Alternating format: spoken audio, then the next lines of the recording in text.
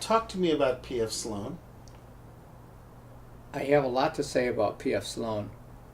I'm in upstate New York, young guy. I hear Eve of Destruction on the radio.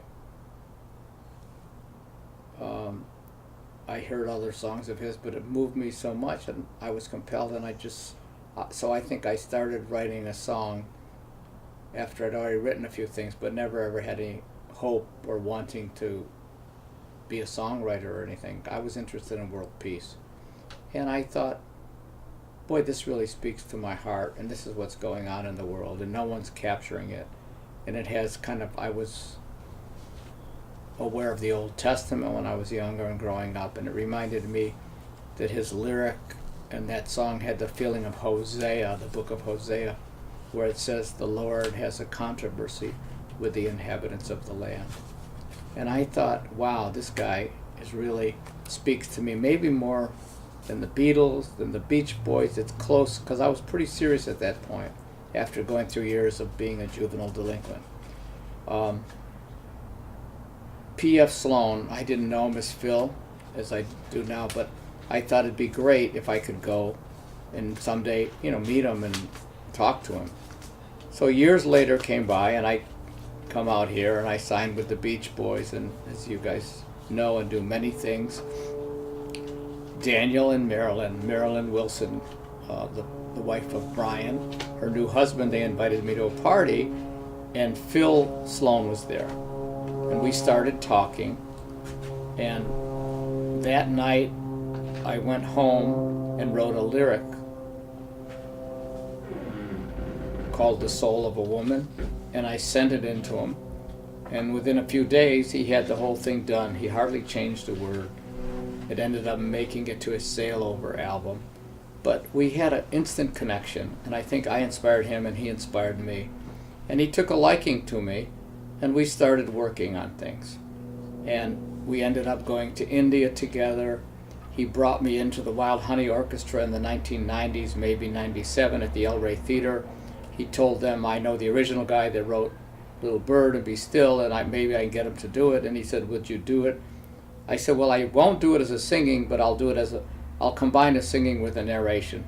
So I did Be Still at that event. And there was people like Matthew Sweet, and Phil did Sloop John B. And there were all Cindy Lee Berryhill, a lot of the people, and a lot of bigger acts I don't remember, but there's a sheet on it somewhere. So that was the beginning of Phil. He was always doing things for me and helping me. And then when he did the album with John Tiven, Sail Over, he put music to my book, If You Knew, which Brian Wilson in the 60s had done as a spoken word and did music to it also. That things gets around. I'm driving the copyright people nuts. I keep forgetting it's a derivative. So anyway, we went to India together. We talked about spiritual things. He was a Sai Baba devotee, and so was John Tiven. I was not a devotee, but I was very interested in the teaching of love. And when I went to India with them, I found a lot of that teaching, and Sai Baba was still alive. I'm not talking about his personality, but the teaching of love was very appealing. And I soaked in India. I saw all the beggars on the street. I saw all the monkeys that looked like gorillas to me. They were so big on the walls. And P.F. Sloan, through it all, one time we were on the river, the Ganges, and we were making fun. He was singing like Eve and other songs, but he was doing it in a comical way. We were butchering them. And it was one of the funniest moments. There's a video in existence, which probably the worst video ever, but it was so much fun.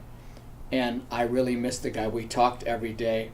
I'm not saying we didn't have, because when I started these interviews, I was told that I should just be candid. It wasn't always perfect. There were radical times, but he was a person that challenged me. He said, Stevie, you can do better. That's no good. And he's also responsible for some of my partnerships later with Brian May and John Tiven and Steve Cropper, because he introduced me to John Tiven. And I just love this guy, and I can't even say enough about him. I would say that he was a very powerful person in my life, and has influenced me as much as anyone. Bob Dylan, maybe the only ones on his level would be T.S. Eliot, Walt Whitman, and the Scriptures. You worked with him constantly, and on your California Feeling 2 album, you collaborated with him on a tune. Yes, the process was I gave him my book, If You Knew, the one that I did in Washington for the House and Senate for Children's Uniting Nations, the same one that Brian did. But when Brian did it, it was still handwritten. It became published. It was in the second printing, and there were a couple hardback printings, all sold out. I'm going into the third printing. And he condensed it down a little, had me change a few things, and he put it to music and put it on a Sail-Over album. But then I asked him, could I do a different mix and a different version for California Feeling 2, which I'm grateful for Miss Music Records for putting this out for me. And he did the most beautiful job. If You Knew was I think I was probably also inspired by Kipling's poem, If You Can Keep Your Head When All About You Are Losing Theirs and Blaming It Upon You, that poem. But the poem is, if you knew, like if you knew that love was giving, would you stand in line waiting? And if you knew that love was all, would you spend your time hating? It was my way of saying what the universe was revealing to me. If you knew that death was a thought, would you let it dissolve and live forever? And explaining those things. I didn't really explain them, I just put that in the poem. And Phil grasped it and put it to music.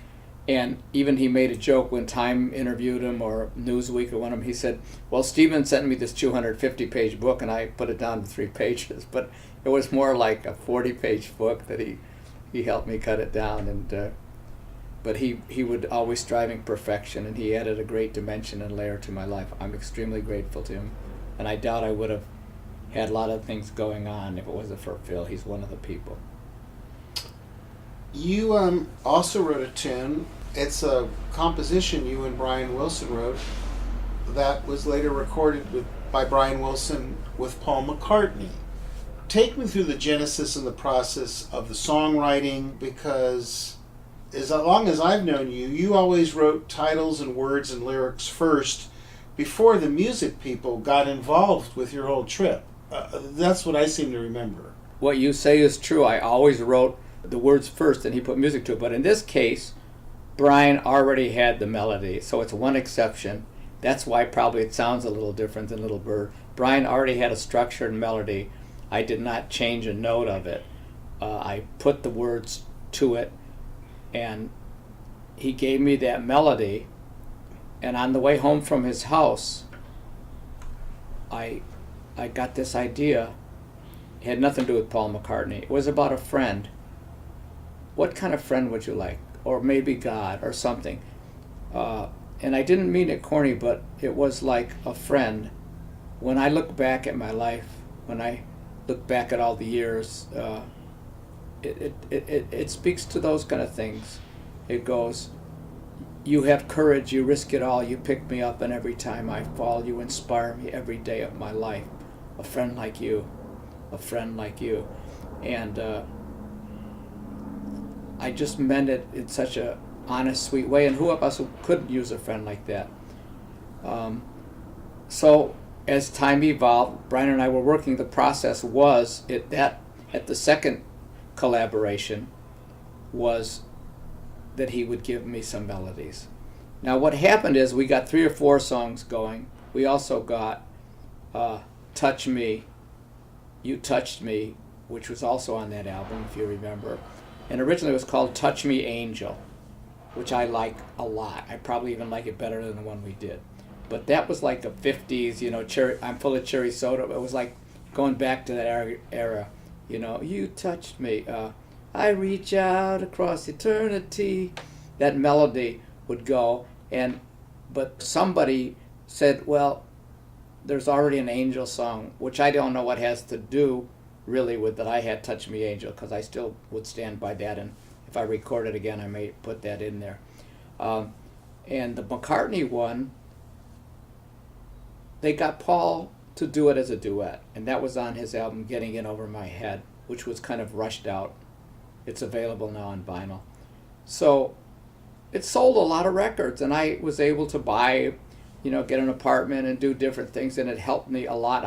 On that one, I was able to get half the publishing and half the writers and half of everything, but I was not able. I don't know if I was not able. I don't think I was invited to the final session, but Mark Lynette did it.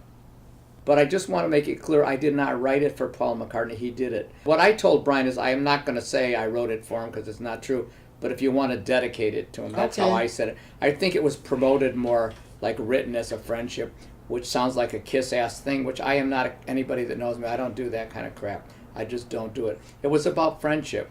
And I got a lot of criticism. One guy said I should be killed for writing such a sappy lyric. Now, it did bother me, although Brian, I think, thought it was funny. But I'm sure the guy probably wasn't literally true, or they just didn't like it. But the thing is, there are some hardened people in the world, and I feel it's their problem, not mine. But they're entitled to their opinion. They're entitled not to like Here's me. Here's what I'm entitled to say. I think it's really cool that Paul McCartney has sung your song, and every one of the Beach Boys has sung some of your songs. I like that. I love that, and I feel honored. And the funny thing is, the one song that I did to his melody, like California Feeling, I wrote the words first and the title. Little Bird, I wrote the word in the title. Rainbows, I wrote the word in the title. Be Still, I wrote the word in the title. Time to Live in Dreams. Every one of my songs, A Child of Winter, even with Brian, was all I did the words first and then the music came. But this one, and the music is different on this than the other ones. This is the most misunderstood song, which is a great blessing in my life, that I had the honor of Paul McCartney singing on my song or not. I love the fact that he did it. I think that in this day and age, it's hard to believe that people still believe that love is powerful, that love and trying to be understanding, and that want to attack it and want to kill it and want to nail it on a cross or nail it somewhere. I think it's the same story. Anytime you go up against an idea of something like that, people say it's unrealistic, it's not real in the world. Well, it's real, but I'm not. The thing is that people didn't understand, and I think you do now that you know me. I am not a guy to take much bullshit. I even controlled my relationships a lot with Brian and Dennis, and the fact when I wrote with them, except later was different state with Brian when I put the music, but in the beginning, I was the one that was more forceful, I would say, in the creative partnership. Not better, just more forceful. My personality, I guess I must have and still probably do, a healthy ego. But the thing that I try and do, I'm trying to be aware of my ego and use it in service of others and not just myself. And I'm not saying that to be praised. I'm no do-gooder. In fact, someone who's too good and like that, I guess you can be suspect. But no one ever told me I was too good. It's okay. And if you have to be prepared, if you go into this battlefield of pop music, which before, as you know, when you and I started, we really believed in love. We were trying to do that. When the music people got handled by the business people, and it became a business, an exploitation, the Grateful Dead became a product, the Beatles, the Stones, the Beach Boys, they took some of the joy out of the music, and before you knew it, now the artists aren't even making money. So it's a plea.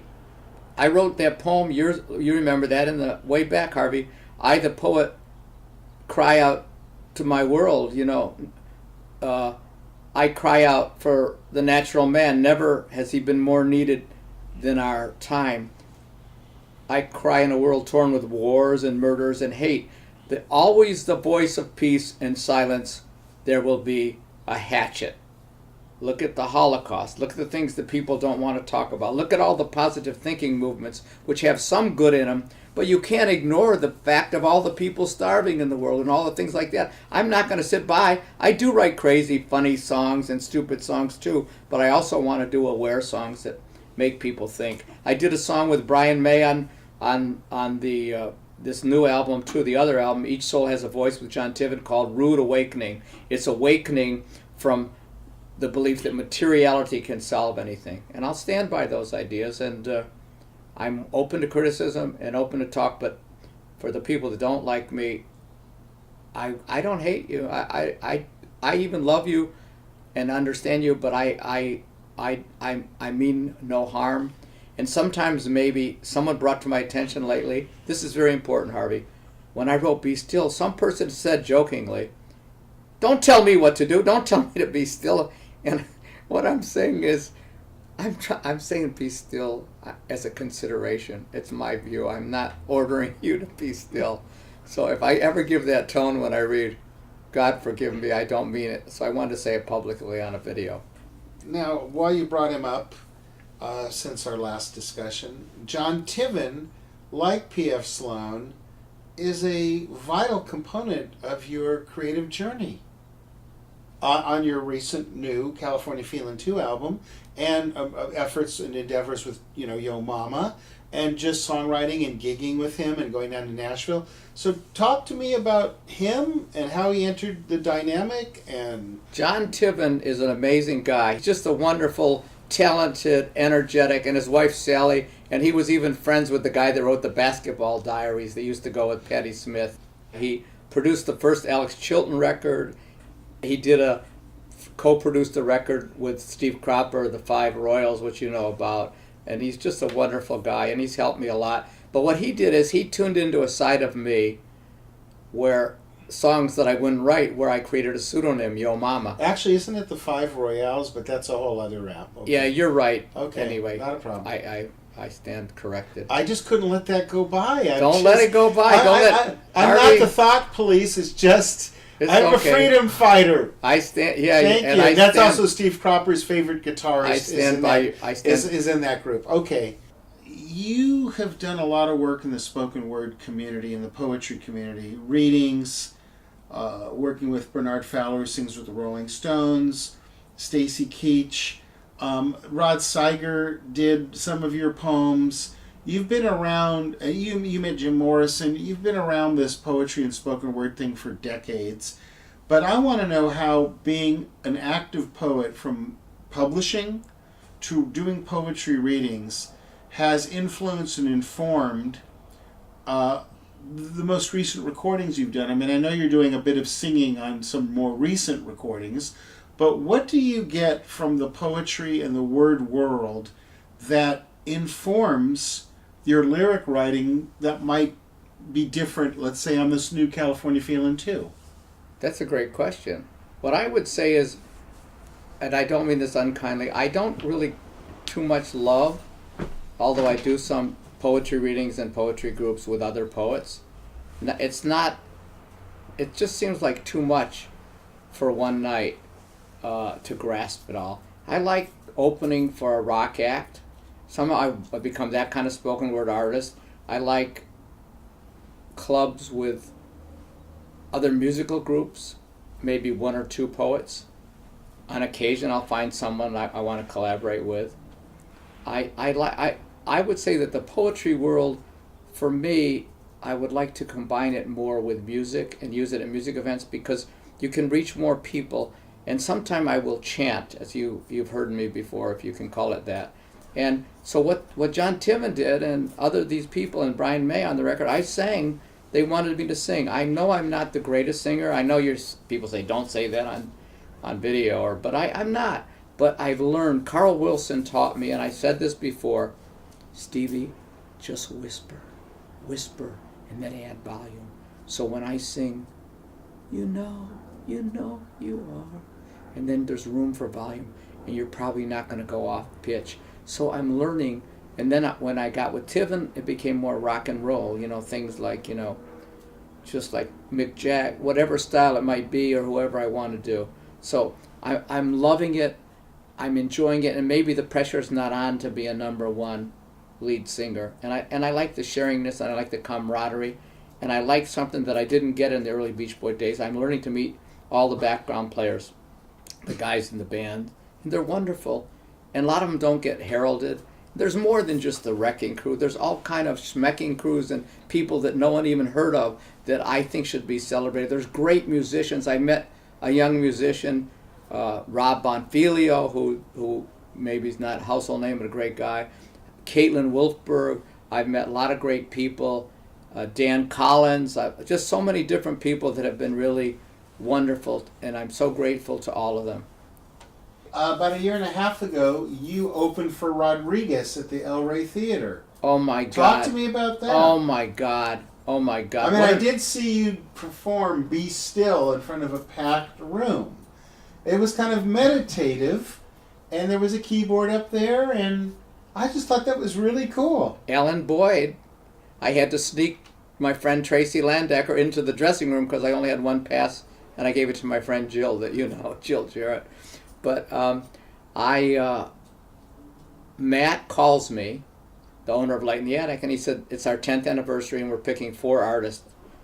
And he said, we'd like you to be one of them, Stephen, and we'd like you to do Be Still from your World of Peace album. First of all, I was shocked. And also, secondly, I got paid.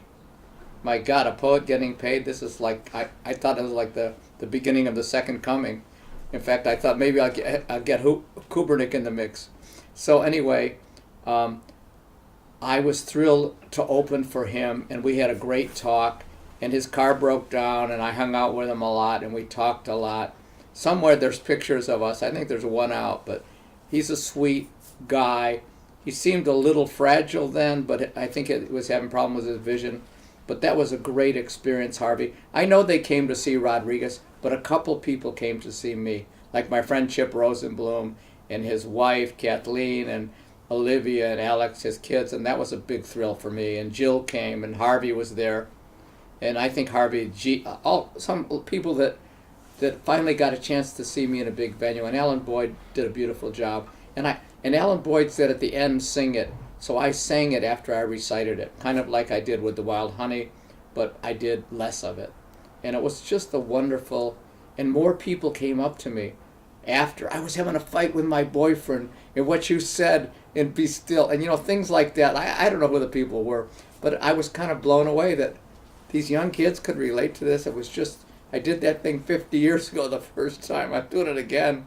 And I just did it at the recent thing. I just said, thank you, whatever graces run this universe, that I'm able to do this. Sometimes before a concert, I'll feel ill. Not because of that, but I'm a diabetic. I have things. I just want you to know. But if you're creating, you can get through almost anything. You know, up till now anyway. You met Jim Morrison a handful of times and saw the Doors plenty. And it was his common-law wife, Pam, that was very encouraging to you as a poet as well, or both of them. Both of them, but Pam first, she picked me up in her little the Bug, what do you call that? Volkswagen, yeah. I want to say there's some thing they used to call it. VW. Right. My mind, Harvey. Yeah, she picked me up on Santa Monica Boulevard, and when I first signed with the Beach Boys, and she told me Jim liked the Beach Boys better than he liked them as much as the Beatles, and he really loved them, and he loved Brian, and I recited Leaves of Grass to her, not the Whitman version, but my version that I recorded that no studio would release because they thought it was marijuana, and The Magic Hand and a few poems, which I later got to recite for Jim, and then later for Ray Manzarek. I was at the Oakland airport visiting my friend John and Lisa Moss and their kids. And I think you know them. Carol Moss is their mom, and really active in the Malibu scene. And so I ordered a limo, and they said sometimes there's 2 people to go to Napa Valley because my friend that owns Paponi's, Johnny Paoletti, owns a vineyard, and I was going there. And so some guy comes up with a guitar and a glass, and I say, hey, you know, I said, I used to know you a little, but I haven't seen you in a long time. I said, you look just like Ray Manzarek. He said, I am. So we rode, well, it was just the 2 of us. We rode the limo together. We sat next to each other. He said, recite a few. And I recited him The Magic Hand and A Tale of Man, and he loved it. And he said, send me some lyrics. And then you got involved with us and Harvey. And the sweetest guy. And he said, you know, I still believe in all that stuff, Stephen. I loved Ray Manzarek, and I loved the way he played. But he did stuff with my friend, which I know you know, Michael C. Ford, and he was really into poetry and things too. He was a great guy.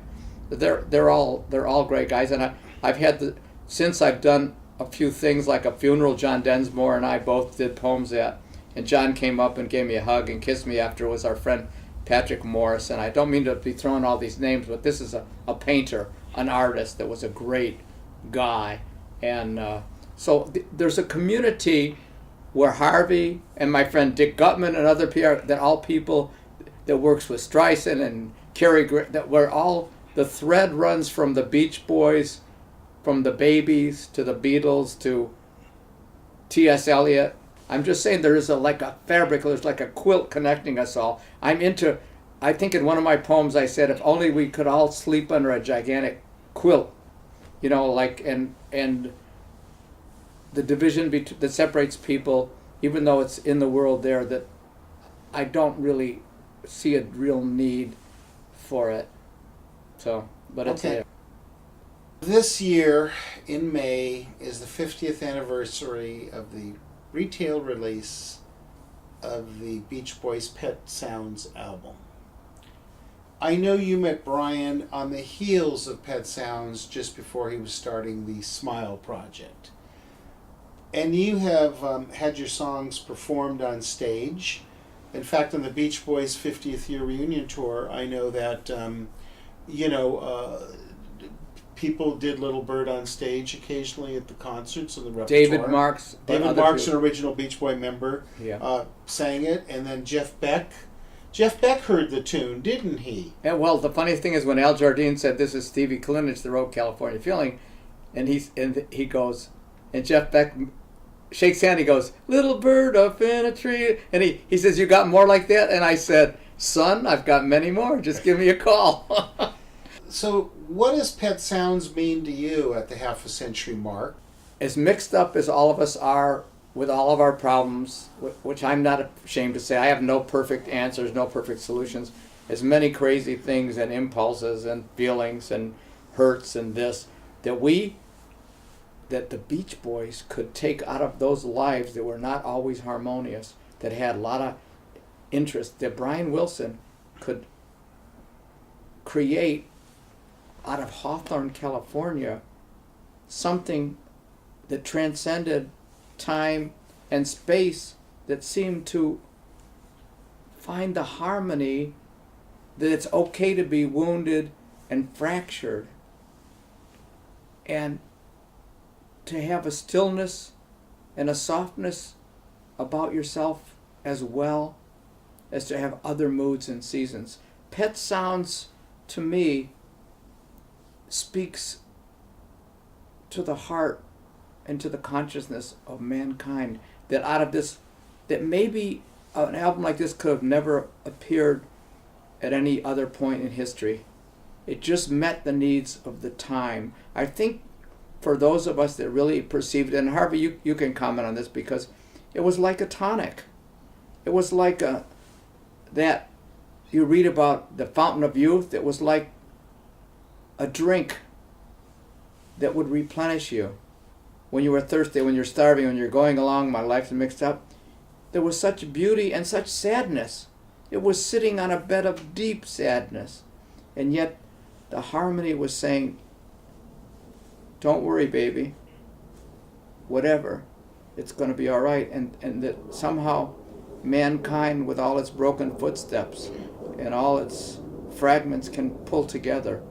I think it's a testament that from broken parts, beautiful art can come. I know it's difficult to compare or contrast, but you had some encounters with George Harrison. At times, when I was around him a little bit, and especially Brian over decades, they remind me of each other. Do you get that? Well, at some level, George was more expressive of it, but Brian did it in his music. But when Brian and I talked one-on-one, and we did World of Peace album, which I've got to say, I don't know if he's on that page now, he's got other things going on. Yes. It was before he was remarried, all the stuff. But I would say that they're very kindred in the sense that Within You and Without You is probably my favorite Beatles song. Why? Because of the content of the message and the use of the sitar, but we were talking about the space between us all and the people who hide themselves behind a wall of illusion. And isn't that the same thing that Pet Sounds is? Why do you think I asked the question? Well, you're brilliant, but I gave you a real answer and you gave me a trick question. But it's okay. You are a clever person, anyway. Fellow Pisces like George, let me ask you a question. And George also, which nobody knows, I guess a few people know, he was the first one I gave a handwritten copy. I gave it to Nat King Cole's daughter, not Natalie, Cece? but one of the other Yeah, ones. I don't. yeah. They picked me up hitchhiking. I gave her my last copy of the handwritten version of If You Knew, before Brian Wilson even recorded it with me. So George somewhere has the handwritten version, and when I met Danny at Mr. Chow's a few months ago, and he came over and he said he knew who I was. He knew about Little Bird, and I told him how much his father, and George was so encouraging to me. And I met him a few times also with Mo at Paponi's. Now, whether he made the connection that I was the guy from Little Bird or not, you don't, every time you meet someone, you don't say, pull out your credits, at least I don't. It's kind of embarrassing, like, are you the guy that did that? So, and I'll usually say, no, that was my father. So, because it shows my age. But it's a blessing. And then I was at an event and someone came up to me that picked Little Bird for Nora Jones to do at the Bryan Fest, which I wasn't able to go to. And they didn't even know that I was around or living or anything. And they came up to me and I got a few letters from them. They work with the George Harrison estate and they said, we want to have a lunch or something. We want to find out all about Little Bird and how it was created and all those kind of things. So as you know, Harvey, which he never took credit, but Brian wrote the bridge on Little Bird, the music part of it, and even changed a couple words. And where's my pretty bird? But he'd only left Dennis and my name on it. He never took the credit, and he denied it, but I knew he did. And now he will say that he did do it. But that was like a gift, mostly to Dennis, but partially to me. And there's verses in Little Bird, which you didn't ask me this, Harvey, but that were left out of the song. There was one thing, and this is in the 60s, before all this movement. Before things become real, they are first in your mind. A love thought draws others of its kind. So cling to every thought that is real, and your life will be free. Free for love, free for life in which to grow. The little bird looked down and sang a song to me. So there's a few verses like that, and some of the other songs, A Time to Live in Dreams. So there's more. All right. To it. Were you or are you a fan of the Monkees? I love the Monkees, and my ex-wife, Renee, sweetheart, I would think I was jealous of Davy Jones because so many girls liked him, and I thought, here's a girl that only likes classical music. When she met Dennis, she says, and what is it that you do? And he started laughing. He said, she's so funny. I said, no, she really doesn't know, man. She listens to classical music. It was pretty funny. And Dennis is standing on the hood of his Rolls Royce. It was really funny and a sweet thing. What'd you like about the Monkees' music, the productions, Chip Douglas? I just like them. They remind me of like the Baby Beatles. I used to call them, if you can relate to that. And I was on the lot when they were shooting, and I met one of their managers, a blonde guy. You probably know his name, and he became friendly with me. And David Pearl, maybe. Yeah, and I talked to him, and even I think they were shooting. Sally Fields was doing that show Gidget, and I would talk to her, and I was just in the office like. What were you doing hanging out at Screen Gems and Because Gower I got Gulch a in Columbia? I got a part-time job, which I never told anyone. You never told me this. Yeah, I got a part-time job through temp, and I lived at the Hollywood Y for $15 a week. Yeah, but how did you get on the lot? I got a part-time job in the office there where the Monkees was shot at that time. No. Yeah, so no, I never knew I'd be in showbiz or a songwriter or that I'd get. So you were watching the frenzy going down. Yeah, and I was part of it, and I wasn't. So I liked it, and they were great. And I talked to that one guy, John, a blonde, good-looking guy. For some reason, he took a liking to me. But somebody in the office where I worked, I kind of got fired, didn't like me. But I had a couple scary encounters on the way to work. I once got picked up by a bunch of hitchhikers that seemed like killers, and I'll never forget it to this day. A car full of people, and I heard them say like, "Should we kill him or something like that?" And the girl said, "No, let him out." And that was scary. But Hollywood was a crazy place then. Mm.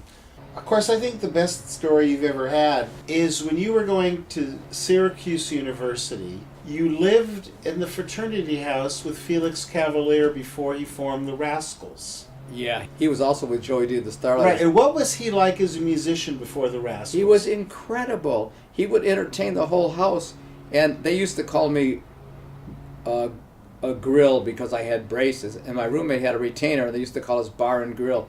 And I was like, so he knew me as Grill at Syracuse University. I think I was the class of '65.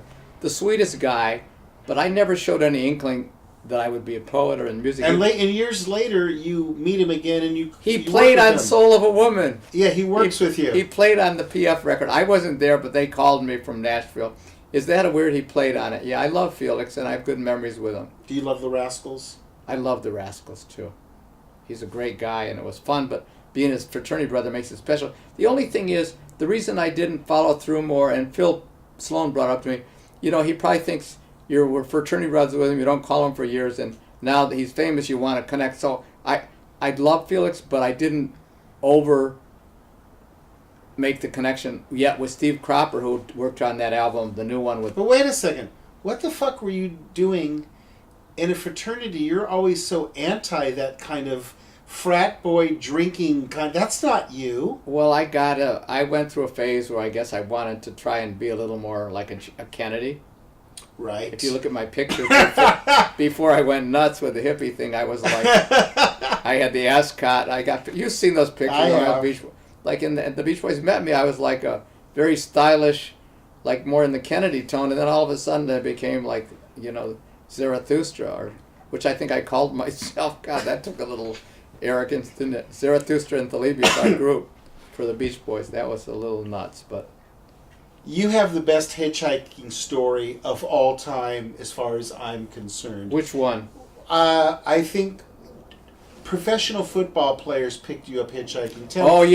Ernie Davis and Jim Brown. No, but here's what's interesting. I asked you one time, when you went to Syracuse University, did you ever get to see Jim Brown play? Which you didn't, because he had graduated in 1957, and you kind of arrived in the early Cadillac. 60s. But the thing is, he was still a fixture around Syracuse University, and he was a mentor to the running back Ernie Davis, who sadly died of leukemia and they in picked me up 1960. in They picked me up in a white Cadillac convertible with the top down, put me in the middle. We hung out all day. They were really friendly with me. I wasn't even really a poet yet. And I was so thrilled, and so I was hanging out with these guys. Also, my dad was a pro golfer. I'm a big sports nut, but no one ever talks to me about it because they think I'm a poet. I'm not interested. Did you get to see Jim Brown later in Hollywood at clubs around? Yeah, I saw him a couple of times, and he remembered me, and we talked, but I never really hung out with him. And it's funny how it works, as Jim Brown was kind of the sponsor of the group, the Friends of Distinction. Yeah. And Harry from the group plays softball with Gary Strobel, who's our cameraman today. Cool. Welcome to Hollywood. We're not all plastic phony people. The thing about Syracuse was like a party school too. It was a great school, but the big football games. I remember one story which I counter to my anti-drinking. I did drink one day. I went to a sorority. They had a party before the football game, and we had a great seats. We were all going to go to the game, and you know, it was a fun social thing. And I had a couple of margaritas or something at the sorority next door. I wake up several hours later. Some girls like slap my face. I missed the whole game. I passed out from having a margarita. I never got to see. At Syracuse University, did you have the instructor Delmore Schwartz? No, but I knew of him. He was a presence at the university. Yeah, he was one of Lou Reed's teachers. I know. Lou told me about it. Yeah, Lou Reed and Billy Bentley. We went out to dinner with Gottfried Hellmein, who Lou was friends with. The artist was still good friends with me. What was Lou Reed like socially? Lou Reed with me was really wonderful and asked questions. That night on stage, it was at the Wiltern. He brought his karate or whatever Tai Chi instructor with him, and he had dinner with us, and he would do movements on stage. And he had a great, was it a cello or a violin? No, I think it was a cello player. Do you know who I mean, Harvey? She played the greatest electric cello. Mm-hmm. Ruben Blades was there and everything. And I went up to her after. I said, "I love you," because she played that electric cello like you can't believe it. And he did the Raven. Do you remember his version of the Raven? Mm-hmm. It was so amazing. Billy Bentley was his public relations then. Was a buddy of ours.